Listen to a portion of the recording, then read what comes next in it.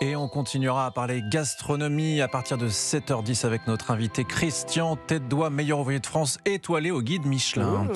En voilà un menu gourmand donc à partager. On en parlait avec Alexis Bourdon. Le partage, Fanny, c'est l'essence même de Noël. Et ce soir, vous irez peut-être vous asseoir à côté d'inconnus à la messe de minuit pour écouter des chants qui appellent à l'amour de son prochain. À Lyon, c'est la maîtrise Saint-Thomas d'Aquin qui va résonner dans la basilique de Fourvière. Une chorale de 150 chanteurs, dont 48 jeunes âgés de 11 à 15 ans. Voilà des mois qu'ils répètent pour cette messe. Europe 1 fait vivre l'esprit de Noël avec ce reportage du correspondant d'Europe 1, Jean-Luc Boujon. Attention les sopranes à justesse à la fin. Allez.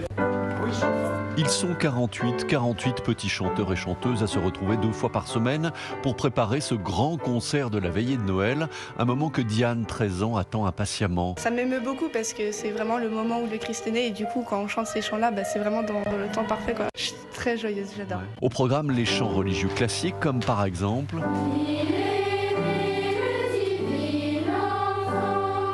un chant qu'apprécient beaucoup Augustin et Thaïs qui considèrent leur appartenance à la maîtrise comme un engagement très fort. Moi je suis catholique. Ça symbolise mon engagement, surtout qu'on fait beaucoup de messes, donc ça nous permet de vraiment chanter parce qu'on est vraiment présent dans la messe du coup. Oui, c'était important pour moi, pour ma culture chrétienne, tout ça. Ce soir, ce sera donc le grand soir dans un lieu d'exception qui peut tétaniser, reconnaît Clément Perrier, directeur musical de la maîtrise. Le cadre magique de cette basilique fait que les enfants sont vraiment impressionnés du lieu, mais aussi de la foule qu'on a devant nous. On chante devant environ 1000 personnes, donc il y a toujours une certaine pression. Mais il est confiant, ses élèves se sont bien préparés et l'esprit de Noël fera le reste.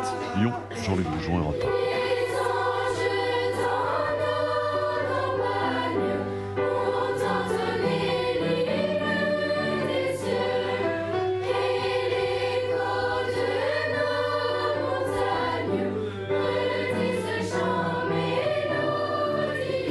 Et demain, on vous expliquera la signification religieuse des 13 desserts.